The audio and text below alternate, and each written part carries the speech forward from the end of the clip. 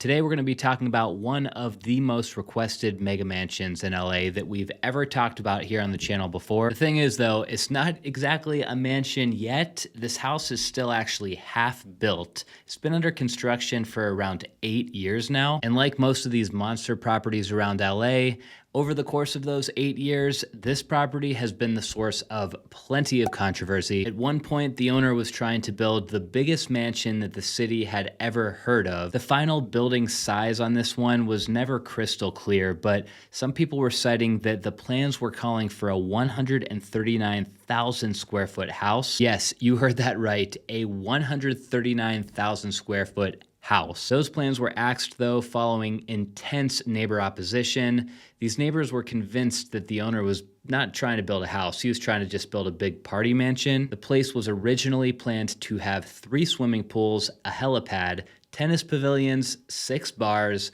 a deck that could hold 550 people, at least 19 bathrooms, and an aviary. And even though now we know those original plans were scrapped, there's still construction happening at the property to this day. Today, let's dig up as much information as we possibly can on this infamous property that's being built at 10101 Angelo View Drive in Beverly Hills, California. Now first, just to get a lay of the land, the location of the lot that we're talking about today is just about as prime as you can get. We're in the Beverly Crest neighborhood, a neighborhood that's sandwiched between Bel Air, the Hollywood Hills, Beverly Hills, and Sherman Oaks. Anyways, getting into the history here, the story of 10101 Angelo View Drive started back in April of 2014. At the time, the original listing description called this the last promontory available in LA, featuring over 3 acres of land, crowned on a dramatic 1,000-foot elevation from LA's basin, with the ability to construct a home of over 35,000 square feet. I couldn't believe this, but the original listing photos are actually still available from way back then, so let's just check these out really quick. They're a little fuzzy, but at least it'll give us a sense for the views. I believe this here is the old house that was sitting on the lot. It's at the back of a cul-de-sac, and what's unique about a property like this is you have a pretty good variety of views. So you've got trees right in front of you, the ocean in the background. If you look the other direction, the city's in the background, so you're gonna have those twinkling lights at nighttime. And you can see that with this house, you actually get a lot of privacy too, because you're at the back of the street. You've got hillside in basically every direction in front of you. So a lot of this hillside's not buildable acreage, but it's still acreage that provides you that additional privacy in front of your house. And then flipping through some photos of the original house is kind of fun because this house is kind of irrelevant. It was knocked down a long time ago, but it's interesting to just see what the developer originally saw whenever he stepped foot on this property and some of the views that he was imagining that he would be able to capture with a new house. Speaking of that guy who walked through this house and decided to buy it back in 2014, his name was Michael Scott. Surprisingly, there's actually not a ton of information available online about Michael Scott. He's described as a trailer park magnate by some sources, meaning he made most of his money by owning and developing mobile home parks. His company was called Court and Scott, which, according to the last data that I could find, the company was founded in 2001, but dissolved in 2020. At the time, their company bio from their website, which has now been taken down, said that they acquired over 9,500 mobile home spaces. For one, I did not know there was so much money in mobile home parks. And for two, it's not exactly clear why Michael's company has now been dissolved. I can only assume that at some point in the past couple of years, him and his partner sold the company and rode off into the sunset. When Michael bought Angelo View Drive in 2014, though, he must have been at the peak of his success as a mobile home park developer, because he wasted no time getting plans submitted to the city to build his new mansion. Now, for the next part of the story, it's going to feel like I'm jumping ahead a little bit, and the reason for that is because when these plans were originally submitted in 2014, surprisingly, there wasn't really any news coverage at the time saying like, there's going to be some crazy mansion built in Beverly Hills. The news outlets didn't start picking up the story until the city of Los Angeles rejected the plans. So We're going to get into those stories now. It was April of 2016 when a couple reporters came out stating that plans for one of LA's biggest mansions ever have been axed. They said that Michael Scott's plans that he submitted called for a house that was over 80,000 square feet, although, like I said at the start of the video, some opponents claimed that the home would be as big as 139,000 square feet. Just based on that information alone, you can kind of imagine why neighbors were pushing back and they were a little bit opposed to this house going up in their neighborhood. Like, you got to remember, this is a high-end neighborhood, but this is still just like a regular neighborhood. So plopping down an 80,000+ square foot house in here would be a little out of place. When the owner, Michael, was getting all this backlash, he did write a letter to the LA city attorney in March of 2015 saying, hey, my house is only going to be 62,907 square feet above a basement. And the house above basement detail is a pretty important piece of information here because, yeah, the basement is where there was the biggest discrepancy. The building plans showed that the basement would be a 3-story basement just by itself, and it would measure almost 40,000 square feet in total. At the time, there was this old city ordinance that said that basement square footage on hillside homes did not need to be included in livable square footage calculations. So a way that a developer could skirt these rules, at least back in the day, is that they would build the house to only be a certain size that kind of fit within the box, and then all the basement square footage would sort of be like free square footage because according to the city's standards back then, that square footage didn't count. We saw this exact same thing happen at 944 Aroll. There was like a 50,000 square foot nightclub below this house, which was kind of like a basement, even though it didn't really feel like a basement. Same thing at 901 Strada Vecchia. The developer on this one tried building the house about twice as big as he was approved to, presumably also trying to take advantage of these basement rules. So yeah, Michael might have thought that he was going to be able to skirt the rules here by adding a basement and basically doubling the size of his house, but his neighbors caught on. They were not having it. In fact, they're actually kind of pissed that he was trying to do this. There was a few key issues that neighbors had with the project. For one, they felt like if you're building a house this big, you're basically building a commercial entertainment complex.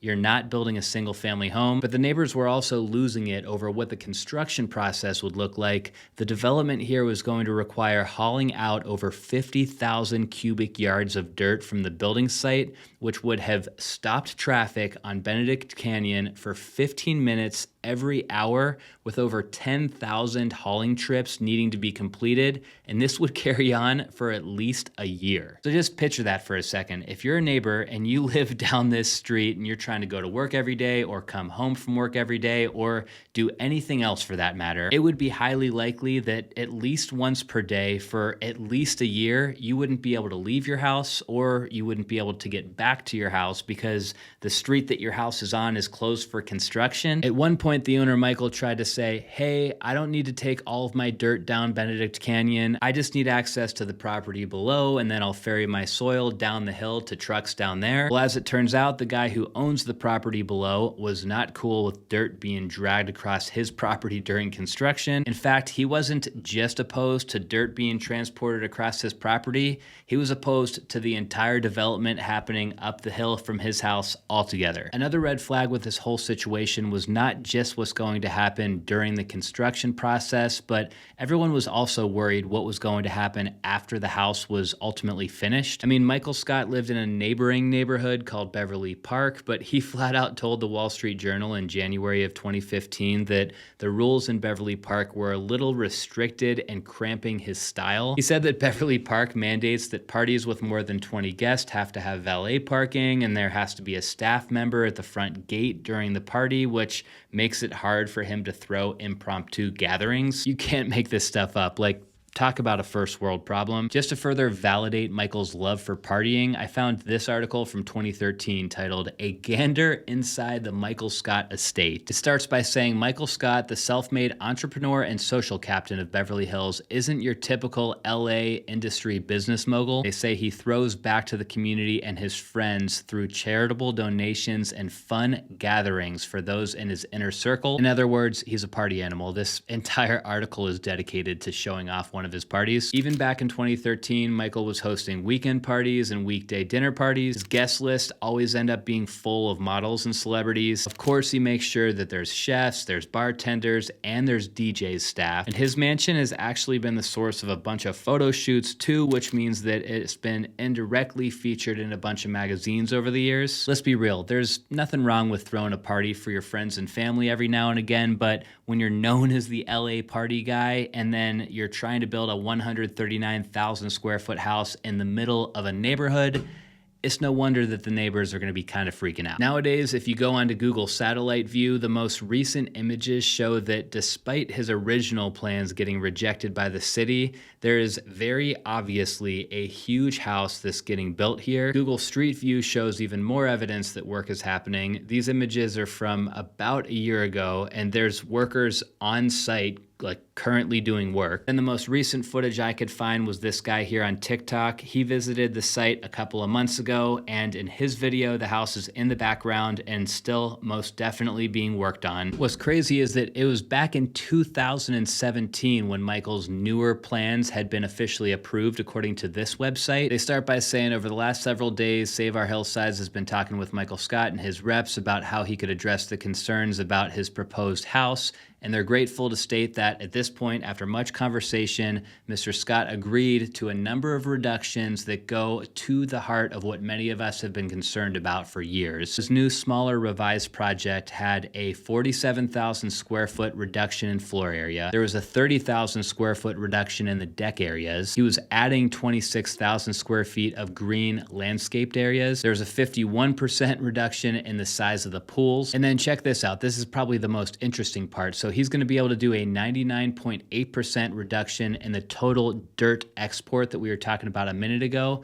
And the way he's going to do this is he's modifying the two large hillside decks in his most recent proposal. The purpose of these decks is to provide a place to conceal the dirt that needs to be moved on site to build the house. If the dirt is not concealed in these deck enclosures, then it would need to be hauled away in massive trucks through the community. I mean, you got to hand it to the guy. That's a pretty creative solution. And for him to still be able to build what's probably going to be about a 50,000 square foot house and basically not have to haul any dirt away is an incredible feat, let's be honest. He's gonna move the pool and the beach volleyball court closer to the house and farther away from neighbors, so that won't be a nuisance. He's adding a wildlife corridor by planting 43 trees, including protected trees. He agreed to sign a covenant that prohibits anybody from making changes to these conditions to the property in the future, meaning that there's not a future owner who's going to be able to go and turn this into a party house. They're going to have to preserve those decks the way that they were built by Michael. They're also going to have to preserve that wildlife corridor and not take that over and convert that into party space. It's pretty wild though. Like, this Save Our Hillsides entity ends by thanking Michael Scott for all these reductions. They make a statement that it is now no longer necessary to fight his permits because he basically complied with everything they were looking for him to comply with. There was never much for renderings on this house, but here was the original rendering, which looks like it was done about 100 years ago. This is so bad, but